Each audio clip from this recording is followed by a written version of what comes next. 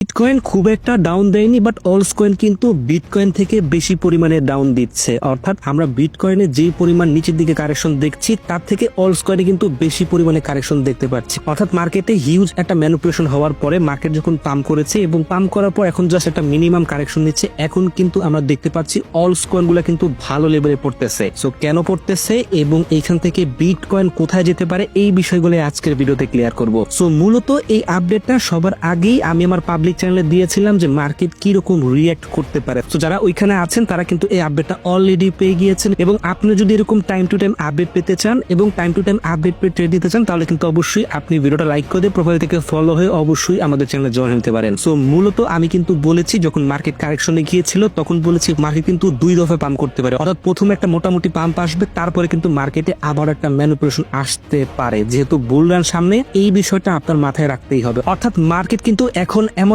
React করবে যেটা আপনি এক্সপেক্টই করতে পারবেন না। সো এই জন্য আপনার অবশ্যই মানি ম্যানেজমেন্ট করতে হবে, এবং মানি ম্যানেজমেন্ট করলে কিন্তু আপনি এইসব রিয়েক্ট খুব ইজিলি কন্ট্রোল করতে পারবেন। সো মূলত এখান থেকে মার্কেটে আরেকটা ছোটখাটো কারেকশন আসার পসিবিলিটি আছে, এবং দেখা যেতে পারে এখান থেকে ছোটখাটো কারেকশনকে ম্যানিপুলেশন করে বড় কারেকশনও বানাতে পারে। সো এই জন্য মানি ম্যানেজমেন্টে ফোকাস করেন, বাট আলটিমেটলি প্রত্যেকটা কয়েন অর্থাৎ each and every coin huge ফেবল একটা পাম্প দিতে যাচ্ছে। অর্থাৎ আপনি ধরে রাখেন এক্সপেক্টেড অক্টোবরের সেকেন্ড উইক থেকে মার্কেটে আমরা ভালো লেভেলে বুলিশ অবস্থা দেখতে পারবো। মার্কেট এখন ভলিউম খুব একটা বেশি দেখা যাচ্ছে না, বাট আমরা কিন্তু অলরেডি একটা পাম্প পেয়েছি এবং মার্কেট এখন কিছুটা কারেকশন আসার পসিবিলিটি আছে, এবং বিটকয়েন এইখান থেকে আবারও সেই 1,08,000 পর্যন্ত খুব ইজিলি আসতে পারে, এবং 1,08,000 ব্রেক করলে 1,05,000 পর্যন্ত বিটকয়েন হিট করতে পারে। এবং শুধুমাত্র বিটকয়েনের উপর ডিপেন্ড করে লাভ নেই, এখন কিন্তু অলস কয়েন পড়তেছে। সো অবশ্যই বিটকয়েনের ডোমিনেন্সের দিকে লক্ষ্য রাখুন, এবং বিটকয়েনের ডোমিনেন্স উপর কিন্তু পুরো মার্কেট এখন কন্ট্রোল হওয়ার সম্ভাবনা অনেক বেশি।